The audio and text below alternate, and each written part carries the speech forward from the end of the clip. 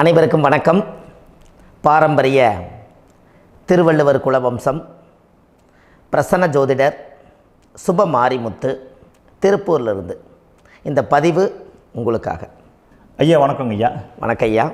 ஐயா இப்போது மக்கள் சார்பாக ஒரு கேள்வி இன்றைக்கி நான் கேட்கலான் இருக்கேன். கேளுங்க ஐயா. ஐயா, அதாவது இந்த ஜாதகத்தில் முடக்கு இருக்கு, ஜாதகத்தையும் முடக்கிருச்சு, கண்டிப்பாக அதனால் வாழ்க்கையில் நிறைய பிரச்சனைகள் அப்படின்னு சொல்லி நிறைய பேர் கேட்குறாங்க. கண்டிப்பாங்க ஐயா. இந்த முடக்குங்கிறது என்னங்க ஐயா? அதற்கும் கர்மாவுக்கு ஏதாவது சம்மந்தம் இருக்காங்க ஐயா? ரொம்ப பற்றி சொன்னீங்கன்னா ரொம்ப உதவியாக இருக்குங்க. நல்ல கேள்விங்க ஐயா. இந்த கர்மாவே முதல்ல எங்கேருந்து வருது அப்படிங்கிறது தான் இப்போ நம்ம சொல்ல போகிறோம். இதுவரைக்கும் எத்தனையோ கருத்துக்களெல்லாம் நீங்கள் இந்த உலகத்தில் கேட்டிருப்பீங்க.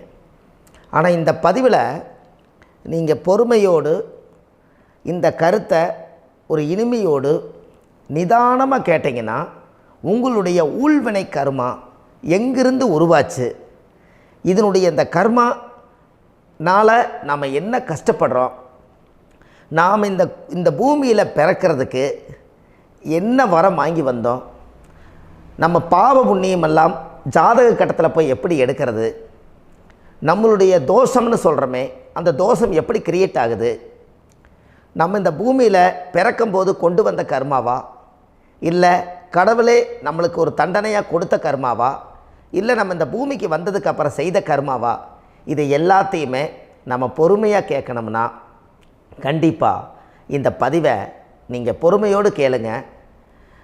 உங்களுக்கு இதில் ஒரு பெரிய ஒரு ரகசியம் ஒன்று அடங்கியிருக்குது. அந்த ரகசியத்தை தான் இன்றைக்கி இந்த உலகத்துக்கு அரங்கேற்றம் பண்ணுறேன். இந்த முடக்கு நம்ம ஐயா கேட்டதில் ஒரு அற்புதமான ஒரு விஷயம் என்ன அப்படின்னு கேட்டிங்கன்னா, முடக்குங்கிறது அந்த காலத்தில் பெரிய திறமையை கட்டி போட்டு வச்சுட்டா நம்மனால் அது இயங்க முடியுமா? முடியாது இல்லைங்களா ஐயா? முடியாது. அப்போது அதே மாதிரி ஜாதக கட்டத்தில் நமக்கு வேண்டிய யோகத்தை கடவுளே நம்மளுக்கு நாம் செய்த பாவத்தினால அது முடக்கி வச்சிருச்சுன்னா அந்த பாவகத்தை அந்த ஜாதகர் அனுபவிக்க முடியுமா?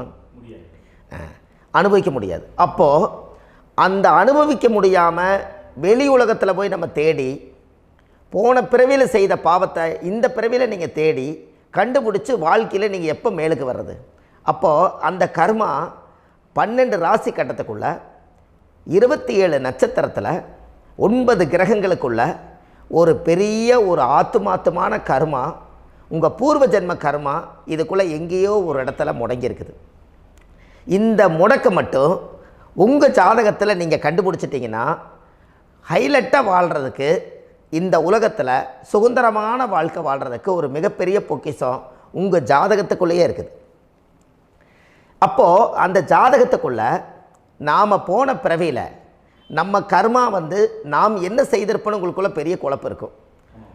என்னங்க ஐயா, நீங்கள் என்ன கர்மா பண்ணிட்டு வந்தீங்க, நாம் போன பிறவியில் நம்ம யாரை ஒரு வதச்சோம், யாரை நம்ம மனசை புண்படுத்தினோம், நம்ம தாத்தாவுக்கு சோறு போட்டோமா, நம்ம பாட்டனுக்கு சோறு போட்டோமா, நம்ம முப்பாட்டனுக்கு சோறு போட்டோமா, நம்ம கொள்ளுப்பாட்டனுக்கு சோறு போட்டோமா, அப்போ நம்ம அப்பாவுக்கு நம்மளை பெற்றவருக்கு நம்ம சாப்பாடு கொடுத்தோமா, இவங்களுக்கெல்லாம் நம்ம சேவை பணிமடைகள் செஞ்சோமா, நம்மளுடைய உறவுகளுக்கெல்லாம் அரவணைச்சு போனோமா, நம்மளுடைய இந்த மாதிரி நாம் இரத்த சம்பந்த உறவுகளை இருந்து தான் இந்த உலகத்துக்கு நம்ம வெளியில் வந்திருப்போம்.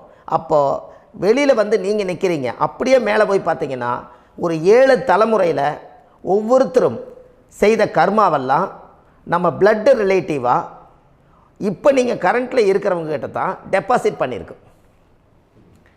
அப்போ இது தெரியாமல் நாம் ஜாதகத்துக்குள்ளே போய் தசாபுத்தி நல்லா தனுங்க இருக்குது, நான் ரொம்ப கஷ்டப்படுறேன், என் ஜாதகத்தில் போய் பார்த்தேன் எல்லா கிரகங்களும் நல்ல வலிமையாக இருக்குன்னு தான் சொன்னாங்க, ஆனால் இன்னும் என்னுடைய கடன் அடையலை, இன்னும் என்னோடய கர்ம தீர்ந்த மாதிரியே தெரியல, எனக்குள்ளே ஒரு தாட்டு என்னமோ நான் ஒரு பின்தங்கின வாழ்க்கையிலே வாழ்ந்துட்டுருக்கேன் அப்படின்னு நீங்கள் சொல்லும்போது, அப்போ இதையெல்லாம் தாண்டி ஒரு கர்மா உங்களுடைய ராசி கட்டத்துக்குள்ளே எங்கேயோ ஒரு பக்கத்தில் ரகசியமாக புதைஞ்சிருக்கு.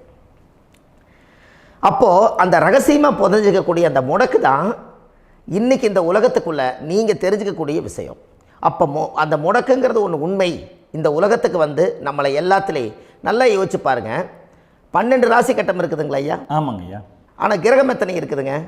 9 தான் இருக்குங்க ஐயா. ஆமாம், 12 ராசிக்கு 12 கட்டத்துக்கு 12 கிரகம் கொடுத்துருக்கலாமல்ல கடவுள்.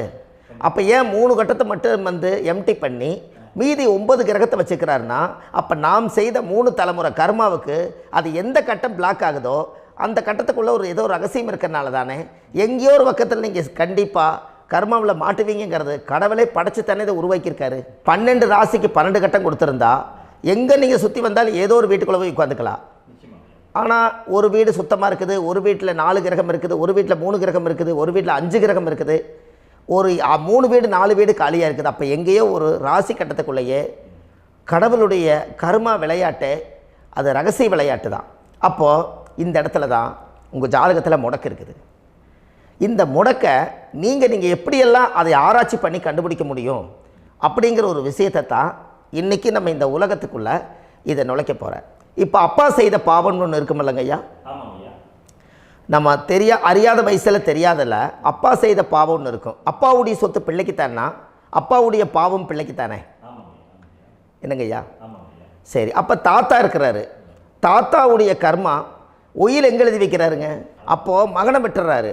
அப்போ தாத்தா மாதிரியே முகம் இருக்குது, தாத்தா மாதிரியே அவருடைய நடை உடை பாவனை இருக்குது, அவர் தாத்தாவுடைய ஜீனு தான் அப்படின்னு இவர் சொல்லும்போது, அப்போ தாத்தாவுடைய சொத்து பேரனுக்கு சொந்தம்னா தாத்தாவுடைய பாவம் எங்கே போகுங்க? Very good. அப்போ அப்போது இந்த கர்மா எப்படி டிரான்ஸ்ஃபர் ஆகுதுன்னு உங்களுக்கு தெரியுதா? அப்போ நீங்கள் போன பிறவியில் அந்த தாத்தாவுடைய பேரனை நீங்கள் பிறக்கிறதுக்கு கர்மம் உங்களை செயல்பட வச்சுருக்குது. அதனால் நீங்கள் தாத்தாங்கிறீங்க. அதனால் அந்த கௌரவமாக எங்கள் தாத்தா சம்பாரித்த சொத்து நான் தான் அனுபவிக்கணுங்கிற விதியை நீங்கள் உருவாக்கிறீங்க. அப்போது இந்த ஜாதகத்தில் அந்த ஊழ்வினை தோஷந்தான் ஏதோ ஒரு வழியில் உங்களை கர்மாவை செயல்படுத்துது.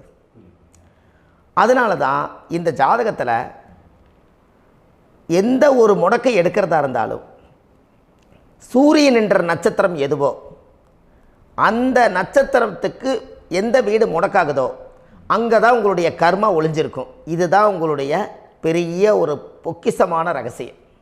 சரிங்க ஐயா, இப்போ இதில் நவகிரகங்கள் 9 இருக்கும்போது ஏன் சூரியனை மட்டும் நம்ம இதில் எடுத்துக்கணும்னு நீங்கள் சொல்கிறீங்க? நல்ல கேள்விங்க ஐயா. நீங்கள் கேட்டீங்க பார்த்தீங்களா, 9 நவகிரகம் இருக்கும்போது சூரியனை மட்டும், அந்த சூரியன் என்ற நட்சத்திரம் பிறக்கும்போது அந்த வீடு மட்டும் முடக்காகுன்னு நீங்கள் கேட்டீங்க இல்லையா?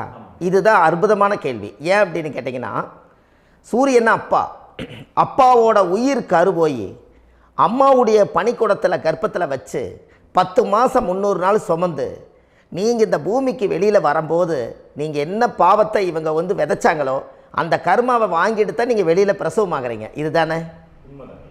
அப்போ சூரியன் என்ற நட்சத்திரம், அந்த சூரியனுங்கிறது உயிர் கருவல்லவா, அப்பாவுடைய உயிரணுக்கள் அம்மாவுடைய கருவிக்குள்ளே போய் நாம் குழந்தை வடிவத்தில் இருந்து 300 நாள் பாவ உன்னித்த பதிவில் ஏட்டு எழுதி ஒரு ஜாதகத்தை கையில் கொடுத்து பிறந்த உடனே உங்களுக்கு ஒரு ஏட்டை பெரட்டி நீ இப்படித்தான் விதி, இனிமேல் இப்படித்தான் நீ வாழணும்னு சொல்லி உங்கள் கர்மாவை நீங்கள் கர்மாவோடு தானே வெளியில் பிறக்கிறீங்க. அப்போ சூரியன் என்ற நட்சத்திரம் தானே இந்த உலகத்துக்கு ஒரு பெரிய ஒரு மகத்துவம். இப்போ பாருங்கள், விடிய வரைக்கும் நம்ம முழிச்சிட்ருக்குறோம், காலையில் சூரிய உதயமானால் அவங்கவுங்க செயல்படுறோம். மீதி எல்லா கிரகங்களுக்குமே வெளிச்சத்தை கொடுக்கக்கூடிய சக்தி சூரியனுடைய பிம்ப ஒளிக்குத்தானே உண்டு, என்னங்க ஐயா? அதனால தான் மேசத்து உச்ச வீடுன்னு சொல்லி மேசத்தை உச்சம்னு சொல்லி சூரிய உச்சத்தை அங்கே தான் வச்சாங்க. அப்போது அந்த காலச்சக்கரத்துக்கு 5ஆம் இடம் பூர்வ புண்ணியஸ்தானத்தில் போய் சிம்மத்தில் கொண்டு போய் சூரியனை ஆட்சி வீடுன்னு வச்சாங்க. அப்போது சூரியனில் இருந்து தான் அந்த மையப்புள்ளி உருவாகுது. அப்போ உங்களுடைய ஜாதகத்தில் அந்த சூரியனாகப்பட்டவர் பிறக்கும்போது நீங்கள் உங்கள் ஜாதகத்தை நீங்கள் எடுத்துக்கங்க ஐயா. நீங்கள் இன்றைக்கே போய் கதவை திறந்து உங்கள் பெட்டியை திறந்து பீர்வாவுக்குள்ளே உங்களுடைய ஜாதகம் இருக்குது, அந்த ஜாதகத்தை எடுத்து ஜோதிடர்கிட்டையே நீங்கள் சந்தேகம் கேட்குறக்கு முன்பு நீங்களே உங்களுடைய கர்ம பற்றி தெரிஞ்சுக்கிறதுக்கு இந்த பதிவில் உங்களுக்கு ஒரு ரகசியத்தை சொல்லித்தரேன். உங்கள் ஜாதகத்தில் இப்போ இது வரைக்கும் ராசி கட்டத்தை நீங்கள் பார்த்துருப்பீங்க, ஆனால் பாதசாரம்னு ஒன்று இருக்கும் இல்லைங்களா? ராசிக்கு பாதசாரம்னு ஒன்று இருக்கும். சூரியன் என்ன நட்சத்திரத்தில் இருக்குது, சந்திரன் என்ன நட்சத்திரத்தில் இருக்குது, செவ்வாய் என்ன நட்சத்திரத்தில் இருக்குது, புதன் என்ன நட்சத்திர காலில் நிற்குது, இதெல்லாமே அந்த சாரம் இல்லாத ஜோதிடம் சோரம் போய்விடும். அதனால் அந்த சாரத்தில் நிற்கிது பார்த்தீங்களா கிரகம், அதில் இப்போ நீங்கள் உங்களுடைய ராசி கட்டத்தை ஓப்பன் பண்ணுங்கள். இதில் ராசி கட்டத்தில் சூரியன் என்ற நட்சத்திரம்னு ஒன்று இருக்கும் இல்லைங்களா? அது எதுவாக வேணாலும் இருந்துட்டு போட்டோம். அந்த நட்சத்திரம் தான் நீங்கள் பிறக்கும்போது தாயுடைய கருவறைக்குள்ள கரு உருவான நட்சத்திரமே அதுதான். புரிஞ்சுங்களா ஐயா? பிறக்கும்போது நீங்கள் அந்த கருவுடைய நட்சத்திரம் அப்பா வந்து கருவை உருவாக்கி கர்மாவை விதைச்சது அந்த சூரியன் என்ற நட்சத்திரம் தான். அந்த வீட்டுக்கு தான் இந்த ராசி கட்டத்தில் உங்களுக்கு முடக்கு உருவாகுது. புரிஞ்சுங்களா ஐயா? அப்போது ஒரு ஜாதகத்தில் சூரியன் என்ற நட்சத்திரம் எதுவோ அதுதான் உங்களுடைய கர்மா நட்சத்திரம். இப்போ நம்ம பிறக்காதுக்கு முன்னாடி அப்பா கட்டத்தில் அந்த கர்மா டெபாசிட் ஆகிருக்கும். அதை ட்ரான்ஸ்ஃபர் எப்படி பண்ணுறாரு? அவருக்கு ஒரு கல்யாணம் வச்சு அவர் குடும்ப வாழ்க்கையில் வாழ்ந்து நம்மளோட உயிர் கருவை கொண்டு போய் ஊராம் பொண்ணை கல்யாணம் பண்ணி பொண்டாட்டின்னு எடுத்துக்கொண்டு அந்த பொண்டாட்டிங்கிற உரிமையாகி இவருடைய உயிர் கரு உருவாகி வாரிசுகள் வெளியில் வருது. அதானங்க ஐயா? அப்போது அந்த சூரியன் என்ற நட்சத்திரம் தான் இந்த உலகத்தில் ஒரு பிரம்மாண்டமான நட்சத்திரம். இந்த நட்சத்திரம் உங்கள் மனசுக்குள்ளே ஏதாவது இருந்துச்சுன்னா உங்கள் வீட்டில் ஏதாவது ஒரு நல்ல விஷயங்கள் நீங்கள் பண்ணுறதா இருந்தால் அந்த கர்மா நட்சத்திரம் சூரியனுடைய நட்சத்திரம் இருக்குது பார்த்தீங்களா, அந்த நட்சத்திரத்தில் எந்த ஒரு சேவைகளும் செய்யக்கூடாது. அதுதான் கர்மா. அதை போய் நீங்கள் ஆக்டிவேட் பண்ணி விட்டீங்கன்னா அது முன்னோர்களை வந்து நீங்கள் வந்து தொந்தரவு பண்ண மாதிரி. அந்த கர்ம நட்சத்திரம் தான் உங்கள் வாழ்க்கையில் அது புதஞ்சிருக்கிறதா. இப்போ குழந்தை பிறந்தாலோ சீர் சீமந்தங்கள் நீங்கள் செய்கிறதாலோ கல்யாணம் முக்கிறதுனாலோ உங்கள் ஜென்ம நட்சத்திரத்தன்னைக்கு கல்யாணம் பண்ண வேண்டாம்னு சொல்லிக்கிறாங்கல்லங்க. உங்களுக்கு ஜென்ம நட்சத்திரத்துக்கு முன்னாடி உங்களை உருவாக்குன நட்சத்திரம் தான் ஜென்ம நட்சத்திரம். அப்போ சூரியன் என்ற நட்சத்திரம் அப்பாவுடைய ஜென்ம நட்சத்திரமாக அந்த ஊழ்வினை கர்மம் செயல்படுது. அப்போ அந்த முடக்கு யார் வழியில் வந்தது? முன்னோர்கள் வழியில் வந்தது. முன்னோர்கள் கட்டி வச்சது யாரைய? குலதெய்வத்தை. அப்போ அந்த குலதெய்வத்தை போய் சாமிக்கு போய் வீடு வாசல்லாம் வலித்து குலதெய்வத்தை போய் தேங்காய் பழம் பூ மாலை கல்கண்டு வாங்கி அர்ச்சனை பண்ணி ஒரு அன்னதானம் ஒன்று பண்ணிவிட்டு சாமிக்கு பொங்கல் வச்சு நைவேத்தியம் பண்ணிவிட்டு உங்கள் ஜாதகத்தை வச்சு பூஜை பண்ணிவிட்டு வாங்க. அதுக்கப்புறம் தான் உங்கள் கர்மாவை கண்டுபிடிக்கிறதுக்கு வழியே பிறக்கும். குலதெய்வத்தை வணங்காமல் கோவிந்தா கோவிந்தா என்று பல தெய்வத்தை வணங்கினாலும் பலனொன்றும் இல்லைன்னு அந்த காலத்தில் முன்னோர்கள் சொல்லி வச்சுக்கிறாங்களா இல்லைங்களா? அதனால் கண்டிப்பாக அதை கண்டுபிடிச்சி நீங்கள் அதுக்கு ஒரு நைவேத்தியம் பண்ணால் மட்டும்தான் முதல்ல உங்கள் 5ஆம் பாவம் முன்னோர்கள் அது வேலை செய்யும். குலதெய்வ ஆலயத்துக்கு போயிட்டு வாங்க. போயிட்டு வந்துட்டு இந்த கர்மவினை தோஷத்தை நிவர்த்தி பண்ணுறதுக்குண்டான சரியான பரிகாரத்தை நம்ம எடுப்போம். அப்போது உண்மையாலுமே ஒரு ராசி கட்டத்துக்குள்ளே இந்த மாதிரி ஒரு அந்த கர்ம தோஷம் இருப்பதனால இந்த கர்மா தோஷத்துக்கு அந்த முடக்க தோஷங்கிறத நீங்கள் எடுத்து அதை கண்டுபிடிச்சி அந்த சூரியன் என்ற நட்சத்திரம் எந்த ராசி கட்டத்தில் போய் முடக்காயிருக்குதோ அந்த முடக்கு எந்த பாவகம் வந்து நம்மளுக்கு லாக் ஆகிருக்குதோ அந்த பாவகத்துக்கு உண்டான பரிகாரங்கள் அதுக்குரிய ஸ்தலங்கள் அந்த கோவில்களில் போய் சுவாமிக்கு தேங்காய் பழம் பூமாலை கல்கண்டு வாங்கி அர்ச்சனை பண்ணி நீங்கள் இந்த கோவிலுக்குள்ளே போய் உட்காந்து சாமி கும்பிட்டு வந்தீங்கன்னா உங்களுடைய ஜாதகத்தில் இருக்கக்கூடிய அந்த முடக்கு தோசை நீங்கி வாழ்க்கையில் நீங்கள் எதை சாதிக்க வந்தீங்களோ அந்த சாதனையை நீங்கள் சாதிச்சிட்ருப்பீங்க. புரிஞ்சுங்களா ஐயா? ஏன் அப்படின்னா அந்த முடக்கு நட்சத்திரத்துக்குள்ளே தான் ஒரு தோஷம் இருக்குது. இப்போ அந்த காலத்தில் பாருங்கள் ஐயா, முன்னோர்கள் எல்லாம் நிறைய பேர் கோவில் கட்டி வச்சுட்டு போயிருக்காங்களா இல்லைங்களா? இந்த கோவில் எதுக்காக கட்டி வச்சுக்கிறாங்கன்னா அவங்க கட்டினவங்களுக்கும் அந்த முடக்கு தோஷம் இருந்திருக்குது. ராஜாக்கள் இருந்திருக்குது, மன்னர்கள் காலத்தில் இருந்திருக்குது, ஜமீன்தார் காலத்தில் இருந்திருக்குது. இப்போ அவங்களுடைய அமைப்புகள் எல்லாமே முன்னோர்கள் என்னமோ அறியாமல் தெரியாத தன்னடக்கம் இல்லாத ஒரு கர்மாவை இவங்க செஞ்சிட்டாலும் அதுக்குரிய பரிகார ஸ்தலங்களை கொண்டு போய் அந்த காலத்திலே ஜாதகம் பார்த்து நம்ம வந்து முன்னோர்களுடைய பாவத்தை நாம் செய்த பாவத்தையும் தீர்த்துட்டு நமக்கு கீழே அடுத்த சந்ததிகள் அடுத்த தலைமுறைகள் வந்தாலும் இந்த கோவில்களுக்கு வந்து விளக்கு போட்டு சாமி கும்பிட்டு இந்த மண்ணை மிதிச்சுட்டு போனால் அன்னையோடு அந்த கர்மா தீருங்கிறது அந்த காலத்திலேயே முடக்க தோஷ பரிகாரத்தை கோவில் வழியில் அந்த காலத்தை திசை திருப்பி வச்சுருக்காங்க. அப்போ நீங்கள் கோவிலுக்கு போகாமல் கண்டிப்பாக இந்த பரிகாரத்தை நீங்கள் உடைக்க முடியாது. ஏன் உடைக்க முடியாதுன்னா இப்போ நீங்கள் எத்தனை வருஷம் வாழ்கிறீங்க ஐயா? 120 வருஷமே வச்சுக்கோங்க. சூரியன் திசை 6 வருஷம், சந்திரன் திசை 10 வருஷம், செவ்வாய் திசை 7 வருஷம், ராகு திசை 18 வருஷம், குரு திசை 16 வருஷம், சனி திசை 19 வருஷம், புதன் திசை 17 வருஷம், கேது திசை 7 வருஷம், சுக்கிரன் திசை 20 வருஷம். இப்போ நான் சொன்ன டோட்டலெல்லாம் கூட்டிங்கன்னா 120 வருஷம் வரும். இது ஒரு மனிதர் பிறந்து பூரண ஆயுளோடு வாழ்ந்தால் இந்த 120 வருஷம் வாழ்ந்தால் அவர் இந்த பூலோக பதவி விட்டு சிவலோக பதவி போயிடுவார். அதுக்கு பேர் தான் பூரண ஆயுள் என்று பொருள். அப்போ இந்த பூரண ஆயுளை வாழ்ந்தவருக்கு 120 வருஷம். கோயில் எத்தனை வருஷம் வாழுதுங்க ஐயா? கோயில் பழங்காலத்து கோயிலெல்லாம் எத்தனை வருஷம் வாழுதுங்க? 12 வருஷத்துக்கு கும்பாபிஷேகம். அது ஓகே, அது பரவாயில்ல. 12 வருஷத்துக்கு ஒருக்கா பழசை புதுப்பிச்சு கும்பாபிஷேகம் பண்ணி மறுபடியும் அதுக்கு பவர் ஊட்டி சக்தி ஊட்டி அதுக்கு உருவேற்றுறாங்க. நான் சொல்கிறது கோயில் 5000 வருஷம் 4000 வருஷம் பெரிய பெரிய சித்தர்கள், மகான்கள், ரிஷிமார்கள், யோகிகள், சித்தர்கள் இவங்களெல்லாம் போய் கோவில்லையே சிவனையும் பெருமாளையும் வழிபாடு பட்டுட்டு கோவில்லையே ஒரு ஓரத்தில் ஜீவசமாதி ஆயிட்டாங்கன்னு பழைய கால கோயிலில் சித்தர்கள் குடியிருக்காங்களா இல்லைங்களா? இருக்காங்கல்லங்க ஐயா. அப்போது நாம் 120 வருஷம் வாழ்கிறோம், கோவில் 5000 வருஷம் வாழுது. எங்கே சக்தி அதிகமாக இருக்குன்னு சொல்லுங்க? கோவிலில் தாங்க ஐயா. கோயில் தான், அதில் ஒன்றும் மாற்றம் இல்லைங்களே. கோயில் தாங்க. அப்போ கோவிலில் தான் அந்த சக்தி இருக்குதுன்னு நீங்கள் சொல்கிறீங்க. அப்போ உங்களுடைய கர்மாவை உடைக்கிறதுக்கு 120 வருஷம் பெருசா 5000 வருஷம் பெருசான்னு சொல்லுங்கள்? 5000 தாங்க. அப்போ 5000 வருஷம் உள்ள அலைகள் வந்து எத்தனை அந்த சிவனுக்கு இப்போ சிவன் கோயிலே உங்களுக்கு முடக்கு தோஷத்துக்கு ஒரு கோயில் வருதுன்னு வச்சுக்கோங்க.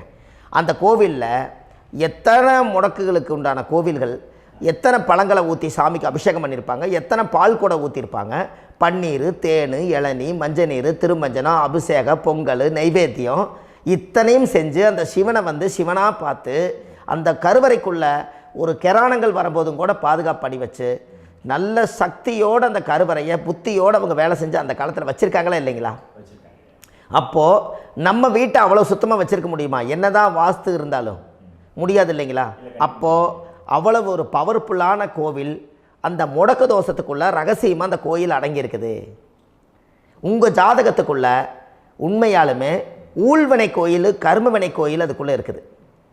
அந்த ஜாதகத்தை கணிச்சு பார்த்தா கரெக்டாக உங்களுடைய ஜாதகத்தில் அப்பாவுடைய கருவறையிலேருந்து உயிர் உருவாகிற நேரத்தில் இருந்து இப்போ வரைக்கும் நீங்கள் கரண்ட்டில் வாழ வரைக்கும் அந்த கர்ம கூட வர்றதை ஒரே ஒரு இடத்துல போனால் மட்டும்தான் விட்டுட்டு வர முடியும். அது எந்த வீடு அப்படின்னு கேட்டால் உங்களுக்கு வந்து அப்பாவுடைய கர்மா வழியில் போய் அந்த கோவில் பழையகால கோயில், பழையகால தெய்வங்கள், அந்த கோவில் தான் உங்கள் ஜாதகத்துக்குள்ள ரகசியமாக இருக்கும். அது ஏன் இந்த பதிவில் உங்களால் சொல்ல முடியாது அப்படின்னா, இந்த பதிவில் ஏன் உங்க சொல்ல முடியாதுன்னா உங்கள் ஜாதகம் தெரியாமல் என்ன கோயிலை நீங்கள் சொல்லுவீங்க? இப்போ பொதுவாக ஒரு நட்சத்திரத்துக்கு ஏதோ ஒரு கோவிலை அவங்க சொல்லி நீங்கள் போயிட்டு வர்றீங்கன்னு வச்சுக்கோங்க. ஆனால் அது வேலை செய்யலைன்னா நம்மளுக்கு என்னங்க இவ்வளோ கஷ்டப்பட்டு போய் அதை பலனடையிலேன்னு கேள்வி கேட்டக்கூடாது.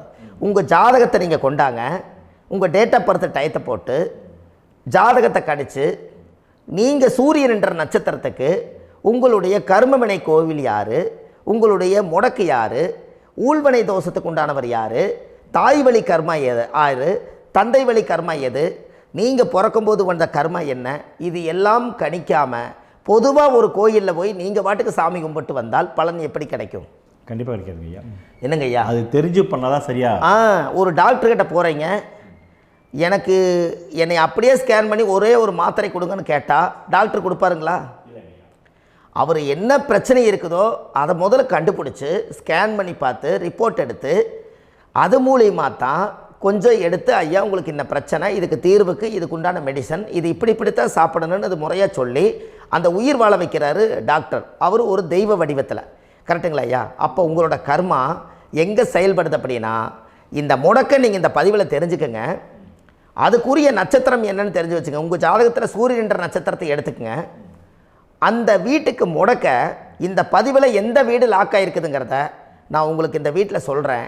அந்த வீட்டு நீங்கள் பாருங்கள், உங்களுடைய லக்கணத்துக்கு அது எந்த வீடு. இப்போ லக்கணத்துக்கு ஒரு 7வது வீடுன்னே வச்சுக்கோங்க. அப்போ லக்கணத்துக்கு 7வது வீடே முடக்கு. அப்படி ஒரு முடக்கு ஆகிப்போச்சுன்னா ஒரு ஜாதகத்தில் லக்கணம் தான் 1, 7ஆம் இடம்ங்கிறது மனைவி ஸ்தானம். ஒரு ஆணுடைய ஜாதகத்துக்கு 7ஆம் இடம் தான் மனைவி. அவருக்கு நல்ல மனைவி அமையாமல் ஆடம்பரம் இருந்தும் வீடு அரண்மனை மாதிரி இருந்தும் அந்த மனைவியை ஒரு சந்தோஷமாக அவர் அனுபவிக்க முடியாது. புரிஞ்சுங்களா ஐயா? சந்தோஷமாக அனுபவிக்க முடியாது. ஏன் அப்படி? 7ஆம் இடத்துல தான் அவரோட கர்மா உட்கார்ந்துருக்குது. கரெக்டாக சொன்னீங்க. 7ஆம் இடத்துல தான் அந்த கர்மா உட்கார்ந்துருக்குது.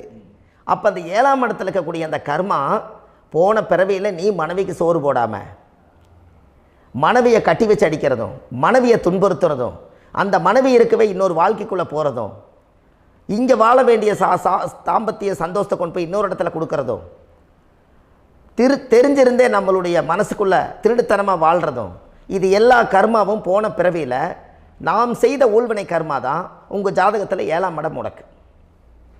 அப்போ அந்த 7ஆம் இடம் முடக்கா இருந்துச்சுன்னா கண்டிப்பாக உங்கள் ஜாதகத்தில் நீங்கள் என்ன அனுபவிச்சிட முடியும்? நல்ல நண்பர்கள் கிடைக்க மாட்டாங்க, நல்ல ஒரு பார்ட்னர்ஷிப் அமையாது, நல்ல ஒரு நட்பு வட்டங்களில் எதையும் அனுபவிக்க விடாது, ஒரு அங்கீகாரமான உறவுகளில் போய் நம்ம ஸ்ட்ராங்காக நிற்க முடியாது. 7ஆம் இடம் என்பது தாம்பத்திய வாழ்க்கை, பூர்த்தி இல்லாத வாழ்க்கையாக இருக்கும். இப்படியெல்லாம் அந்த ஜாதகத்தில் ஒரு பொதுவாக ஒரு ஜாதகத்தில் 7ஆம் பாவம் முடக்காயிட்டால் இந்த கர்மாவை அவர் அனுபவிச்சுக்கிட்டே இருப்பார். இது எப்போத்தான் அதுக்கு ஒரு தீர்வு வேணுங்கய்யா? அந்த கோயில் எதுன்னு நீங்கள் கரெக்டாக சொன்னீங்க. இப்போ இது மனிதனால் செயல்படுது. மனிதர்கள் தான் கோயிலை கட்டி வச்சாங்க.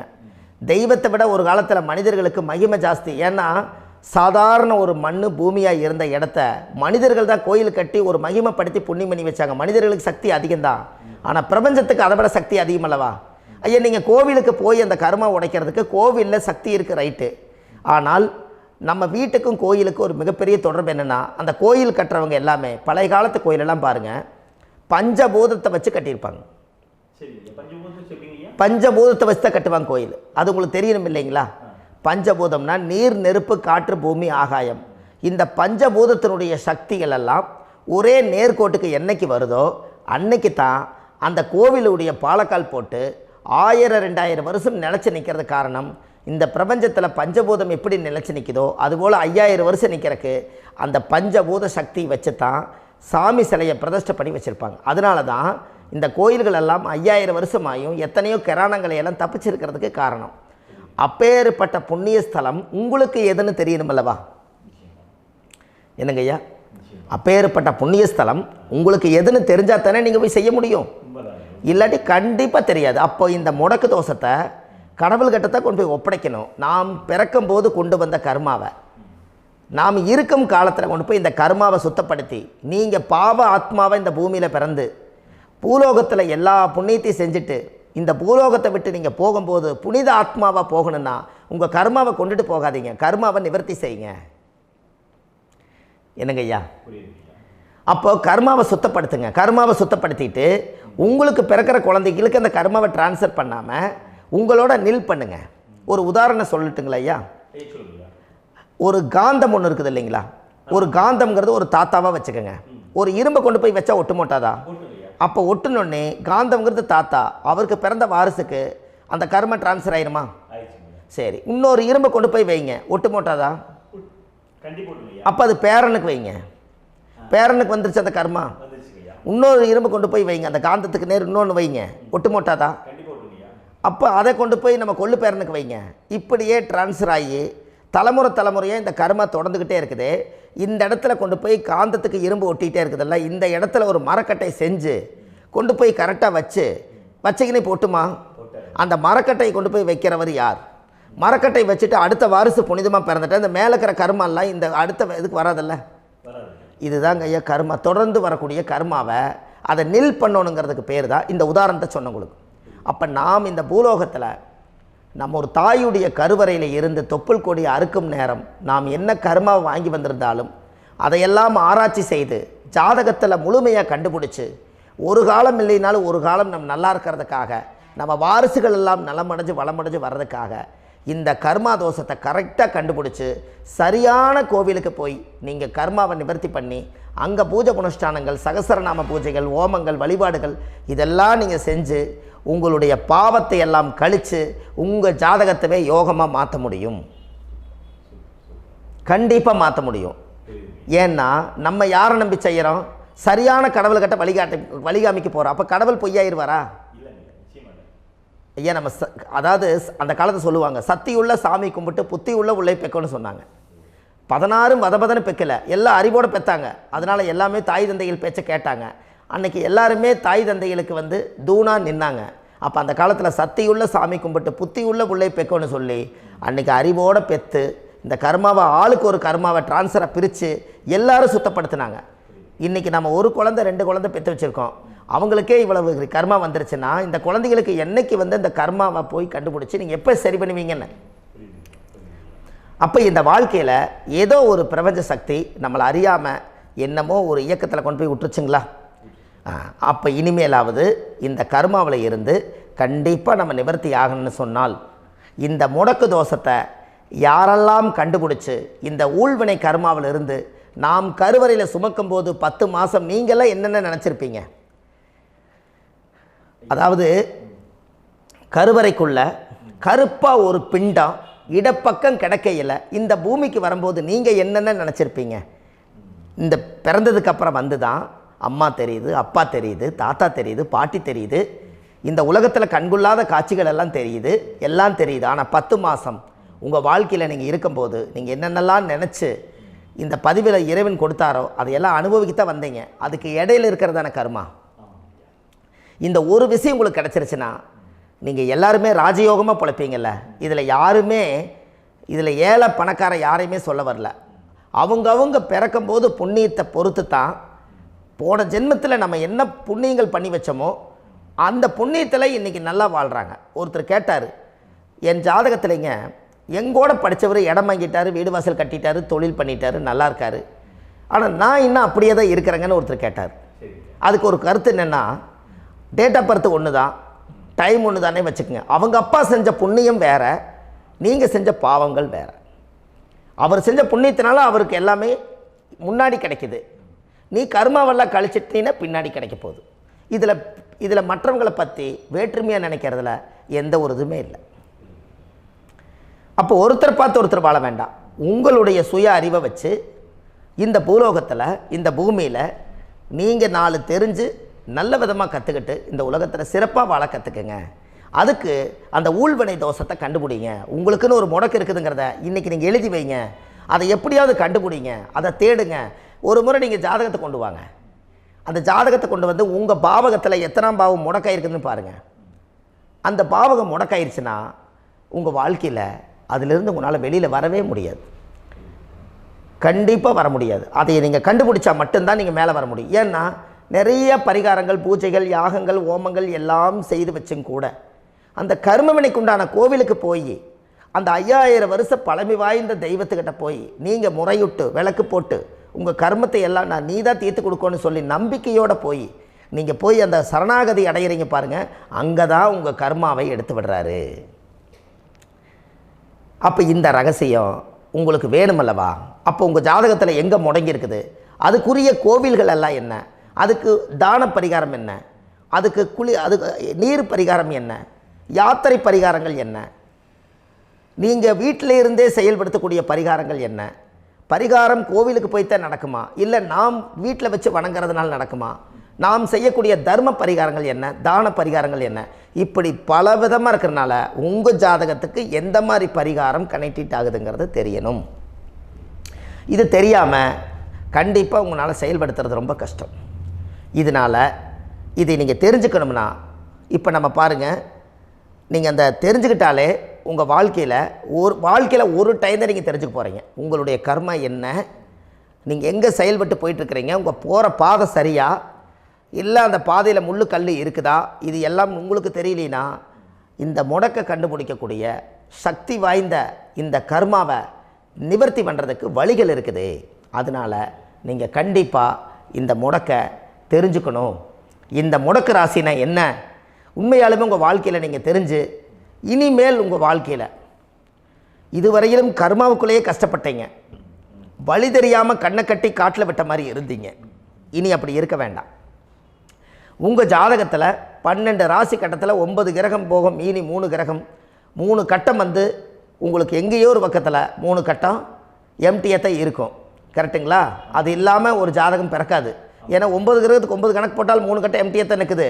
அந்த கட்டத்துக்குள்ளே எந்த நட்சத்திரத்தில், எந்த சாரத்தில், எத்தனாவது டிகிரியில், எத்தனாவது பாத சாரத்தில், எத்தனை வெகுளையில், எத்தனை செகண்டுக்குள்ளே இந்த கர்மா உள்ளே புகுந்து உங்களை செயல்படுத்துதுங்கிறத கண்டிப்பாக உங்கள் ஜாதகத்தை கொடுங்க.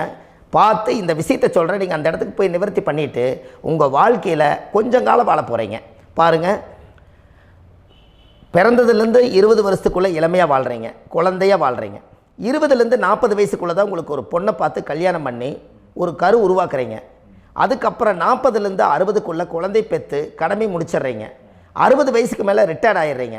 இந்த 20க்கும் 60க்கும் இல்லாத 20லேருந்து இந்த 40 வயசுக்குள்ளே உங்களோட தேடல் என்னவோ அது வாழ வேண்டிய சுகபோகமான வாழ்க்கை எல்லாமே அந்த 40க்குள்ளே தான் இருக்குது. இந்த 40க்குள்ளே இருக்கக்கூடிய வாழ்க்கையை இந்த கர்மா தெரியாமல் காலத்தை வீணாக்க வேண்டாம். வாழ வேண்டிய வயசில் நீங்கள் வாழணும். அதுக்குரிய கர்மாவை நீங்கள் சுத்தப்படுத்துங்க. எப்படியெல்லாம் நீங்கள் சந்தோஷமாக வாழ்கிறீங்கன்னு எனக்கு ஒரு தகவல் கொடுங்க. வேறு லெவலில் நீங்கள் இருப்பீங்க. கண்டிப்பாக இந்த பதிவில் உங்களுக்கு நான் இந்த விஷயத்தை கொடுக்க போகிறேன். இந்த முடக்கு நட்சத்திரங்கள் என்ன அப்படிங்கிறத இந்த பதிவில் நீங்கள் ஒரு நோட் ஒன்று எடுத்துக்கோங்க, குறித்து வச்சுக்கோங்க. இதில் இருந்து அவங்கவுங்களுக்கு முடக்கு நட்சத்திரம் என்னங்கிறத இந்த பதிவில் நான் உங்களுக்கு கொடுக்குறேன். இந்த வீடு தான் அது முடக்குங்கிறத சொல்கிறேன். இதையெல்லாம் நீங்கள் தெரிஞ்சு உங்கள் ஜாதகத்தவே நீங்கள் முடக்கு எடுத்து கண்டிப்பாக உங்கள் வாழ்க்கையில் நீங்கள் நல்லா இருப்பீங்க. அதுக்கு ஒரு நோட் எடுத்து வச்சுக்கோங்க. இது வரைக்கும் கர்மாவை பற்றி நம்ம பேசினோம்.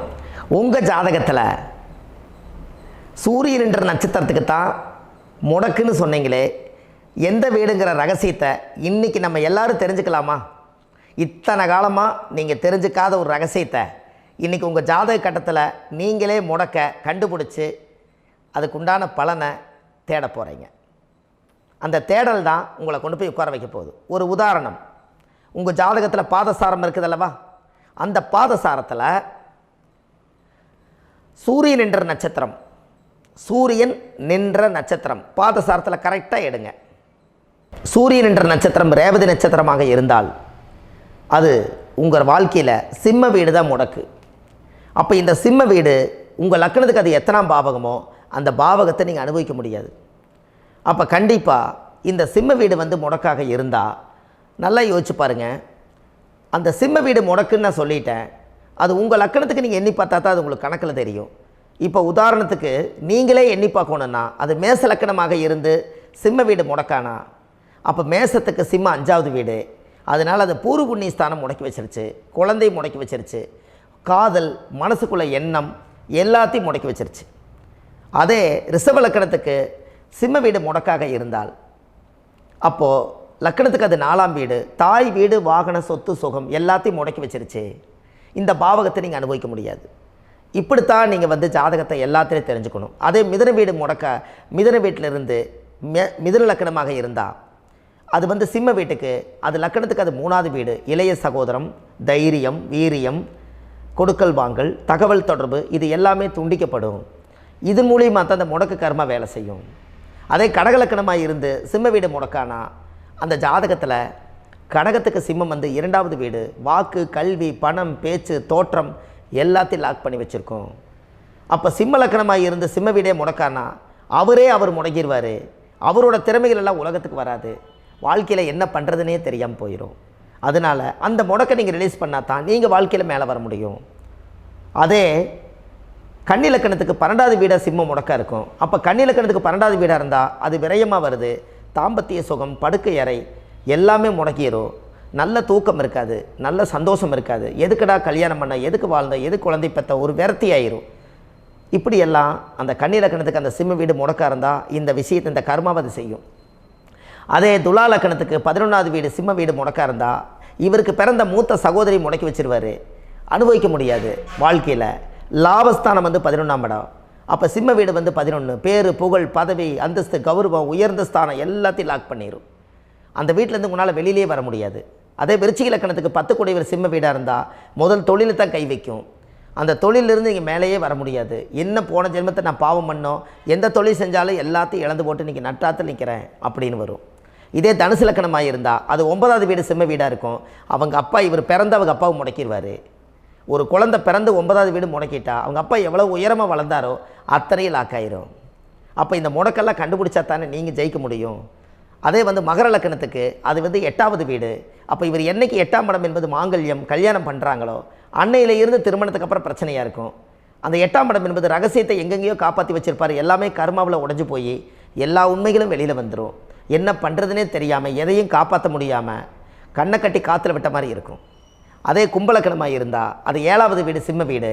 அவருக்கு அமையிற 7ஆம் வீடு சிம்ம முடக்கா இருந்தால் திருமணம் பண்ணால் முடக்கடியான ஒரு பெண்ணு தான் நம்மளுக்கு அமையும். முடக்கடி பேசும். 7ஆம் இடம் நல்ல பார்ட்னர் அமையாது, நல்ல ஃப்ரெண்ட்ஸ் அமையாது, நல்ல நட்பு அமையாது. அப்போ லக்கணத்துக்கு அது 7ஆம் பாவங்கிறது நட்பு, கூட்டு எல்லாமே. அப்போ 7ஆம் பாவங்கிற திருமண வாழ்க்கை எல்லாத்துலேயும் அங்கீகாரமாக இருந்தும் கூட திருமணத்துக்கு அப்புறம் முடங்கி போயிடுவார். அதுலேருந்து அவரால் மேலே வர முடியாது. அதே மீன லக்கணத்துக்கு சிம்மம் 6வது வீடாக இருக்கிறனால அந்த மீனத்துக்கு 6வது வீடு, 6ஆம் இடம் என்பது கடன், நோய், வழக்கு, அதில் தான் அவர் லாக் ஆகியிருப்பார். அதுலேருந்து அவரால் வெளியிலேயே வர முடியாது. இப்படித்தான் ஒரு ஜாதகத்தில் ஒரு சூரியன் என்ற நட்சத்திரம் அது ரேவதி நட்சத்திரமாக இருந்தால் சிம்ம வீடு முடக்கெடுத்து இப்படி 12 பாவகத்துக்கு நீங்கள் எடுத்து பார்த்தீங்கன்னா உங்கள் ஜாதகத்தில் இருக்கிற கர்மா எந்த ராசி கட்டத்தில் முடக்கி வச்சிருக்குது, அதுக்குரிய பரிகாரங்கள் என்ன, அதுக்கு தான பரிகாரம் என்ன, அதுக்கு பூஜை புனஸ்தானங்கள் என்ன, அதுக்கு சகசரநாம பூஜையா, வழிபாட்டு ஸ்தலமா, கோயில் ஸ்தலமா, பிரேதம் எடுத்து அடக்கம் பண்ணுறதா, அனாதிபாடி எடுத்து அடக்கம் பண்ணுறதா, உங்கள் முன்னோர்களை போய் கும்பிட்றதா, திதி கொடுக்கறதா, தர்ப்பணம் கொடுக்கறதா, கடல் பயணமா, விமான பயணமா, உங்கள் ஜாதகத்தில் காசியா, ராமேஸ்வரமா, உங்களுக்கு உயர்ந்த குலதெய்வமா, இத்தனையிலையும் கொண்டு போய் எதில் கொண்டு போய் கரெக்டாக கொண்டு போய் உங்களை உட்கார வைக்கிறது அப்படின்னு இந்த விவரம் தெரிஞ்ச ஜோதிட குருமார்களுக்கு நிச்சயம் தெரியும். அதனால் வாழ்க்கையில் ஒரு முறை உங்களுடைய கர்மாவை எடுக்க போகிறீங்க, அது சுத்தமான கர்மாவை எடுக்க போகிறீங்க, ஆதியில் இருந்து இதுவரையிலும் இருக்கக்கூடிய கர்மாவை கலைக்க போகிறீங்க. ஒரு தேன் கூட கலைச்சி அந்த ராட்டை எடுத்த மாதிரி அப்பேற்பட்ட கர்மாவை நீங்கள் கையிலேருந்து எடுக்கும் பொழுது உங்களுக்கு பார்த்து நிதானமாக சூதானமாக அந்த கர்மாவை போய் சுத்தப்படுத்திட்டு வரணும். அதுதான் உங்கள் வாழ்க்கையில் ஒரு பெரிய விஷயம். 12 கட்டம் சுத்தமாயிரு இந்த முடக்கு ராசிக்கு உண்டான பரிகாரங்கள் நீங்கள் செஞ்சீங்கன்னா, நம்ம ஆன்லைன்லேயே ஜாதகம் பார்க்குறோம். உங்கள் date of birth, time, place கொடுத்தீங்கன்னா போதும், உங்களுக்கு ஜாதகத்தை கணிச்சு ஃபோன்லேயே உங்களுக்கு கர்ம ராசி கண்டுபிடிச்சி உங்களுக்கு உண்டான கர்ம பரிகாரத்தை சொல்லி உங்கள் வாழ்க்கையில் ஒரு வெளிச்சத்துக்கு கொண்டு வர்றதுக்கு என்றைக்கும் உங்களுக்கு உறுதுணையாக இருப்பேன். நீங்கள் கண்டிப்பாக இந்த பதிவுகள் எல்லாம் இது உங்களுக்காகத்தான். இது அதிகாலை நேரத்தில் பிரம்ம முகூர்த்தத்தில் இந்த பதிவை உங்களுக்கு முழுமையாக சமர்ப்பணம் பண்ணுறேன். இதை இதை வழி நடத்தி இதைய எப்படியெல்லாம் இந்த முடக்கை கண்டுபிடிச்சி இப்படியெல்லாம் பேச வச்சு அழகு பார்க்க நம்ம முன்னோர்களுடைய ஆசீர்வாதமும் இந்த முடக்கை கண்டுபிடிச்ச குருமார்களும் அவங்களுடைய குடும்ப பாரம்பரிய வம்சாவளிகளும் எல்லாருமே நல்லா இருக்கணும். அதுக்காக இந்த நேரத்தில் நான் அடியேன் சுப மாரிமுத்தாக இருந்து திருப்பூர்லேருந்து இந்த பதிவை உங்களுக்கு நான் கொடுக்குறேன். கண்டிப்பாக இந்த முடக்கு கோயிலுக்கு, இந்த முடக்கு தோஷத்துக்கு உண்மையான பரிகாரங்கள், எளிமையான பரிகாரங்கள் நீங்களே வாழ்க்கையில் செஞ்சு ஆதிகால பரிகாரங்கள் உங்கள் மனசுக்குள்ளே இருக்குது. அதை செயல்படுத்தினா மட்டும் போதும், வாழ்க்கை எங்கேயோ போயிடும். கண்டிப்பாக ஒரு முறை உங்கள் ஜாதகத்தை அனுப்பி வைங்க, உங்களுக்கு நான் பார்த்து பலன் சொல்கிறேன். இன்றைக்கி நான் கொடுத்த பதிவுகள் எல்லாம் உங்களுக்கு ரொம்ப பயனுள்ளதாக இருந்திருக்கும். உங்களுக்கு இது வரைக்கும் எத்தனையோ கர்ம வினைகளை பற்றி தெரியாமல் இருந்திருப்பீங்க. இந்த பதிவில் நிறைய கேட்டு தெரிஞ்சுக்கிட்டீங்க. இதெல்லாம் வாழ்க்கையில் ரொம்ப முக்கியமான பரிகாரங்கள், எளிமையான பரிகாரங்கள். நேராக நீங்கள் கடவுளைத்தான் கெட்டியாக பிடிக்க போகிறீங்க. அந்த பரிகாரங்கள் எல்லாம் செஞ்சு அதிகாரமாக வாழ்ந்து இந்த பூலோகத்தில் நல்ல சிறப்பாக வாழ்கிறதுக்கு இந்த பரிகாரம் உங்களுக்கு ரொம்ப யூஸ்ஃபுல்லாக இருக்கும். கண்டிப்பாக இந்த பதிவை செய்யுங்க. நம்ம பாரம்பரிய திருவள்ளுவர் குல வம்சம், பிரசன்ன ஜோதிடர் சுப மாரிமுத்து, திருப்பூரில் இருக்கேன். 30 ஆண்டு காலமாக நம்ம ஜோதிடம் பார்த்து கொண்டு இருக்கிறோம். இவ்வளவு காலமாக எத்தனையோ ஆயிரக்கணக்கான மக்களுக்கு நம்ம ஜோதிடம் பார்த்து வழிகாட்டி நிறைய மக்களுக்கு நிறைய சேவைகள் செஞ்சுருக்கேன். நிறைய கோயில் கட்டி வச்சுருக்கேன், கும்பாபிஷேகங்கள் பண்ணி வச்சுருக்கேன், அன்னதானங்கள் நிறையா பண்ணி வச்சுருக்கேன், புண்ணிய யாத்திரைகள் நிறைய போய் வந்திருக்கேன். மக்களுக்காகவே நான் உங்களுக்கு உழைக்க தயாராக இருக்கேன். இந்த ஜோதிடம் என்னுடைய ஒரு பாரம்பரியமாக என்னுடைய அப்பா, தாத்தா, முன்னோர்கள் இதெல்லாம் எங்களுடைய குலத்தொழில் இது. அதனால் நாங்கள் பாரம்பரியமாக திருவள்ளுவர் குல வம்சம். வள்ளுவர் வாக்குன்னு யூடியூப் சேனலில் போனீங்கன்னா 1000 பரிகாரங்கள் கொடுத்துருக்கேன். அதுவும் உங்களுக்கு ரொம்ப யூஸ்ஃபுல்லாக இருக்கும். வள்ளுவர் வாக்கு அப்படின்னு போடுங்க, அப்படி இல்லைன்னா சுப மாரிமுத்துன்னு போடுங்க. இதில் பரிகாரங்கள் நிறையா கொடுத்துருப்பேன். கண்டிப்பாக இதெல்லாம் நீங்கள் சந்தித்து நீங்கள் ஒரு சப்ஸ்கிரைப் பண்ணி வச்சுக்கோங்க. நான் போடக்கூடிய பதிவுகள் எல்லாமே உங்களுக்கு நோட்டிஃபிகேஷனாக வந்துடும். அதனால் நீங்கள் ஒரு சப்ஸ்கிரைப் பண்ணி வச்சுக்கோங்க. தினமும் ஒரு தகவல் உங்களுக்கு கொடுத்துக்கிட்டே இருக்கேன். இதெல்லாமே உங்களுக்கு ஒரு பெரிய சந்தோஷமான நிகழ்ச்சிகள். என்றைக்கும் உங்களோட நான் வாழ்கிறேன். உங்களுடைய குடும்பத்தில் நான் ஒருத்தராக இருந்து குடும்ப ஜோதிடராக நான் இருப்பேன். கண்டிப்பாக ஆயுளுள்ள வரைக்கும் உங்களுக்காக இந்த ஜோதிடத்துக்கு உழைச்சி உங்கள் குடும்பத்தில் ஒருத்தராக நான் ஒரு ரத்த உறவில் நான் இந்த பூர்வ ஜென்மத்தில் உங்களுக்கு நான் கடமைப்பட்டிருக்கேன். கண்டிப்பாக அடுத்த பதிவில் உங்களை நான் சந்திக்கிறேன். வாழ்வது ஒரு முறை, வாழ்த்தட்டும் தலைமுறை. நன்றி, வணக்கம்.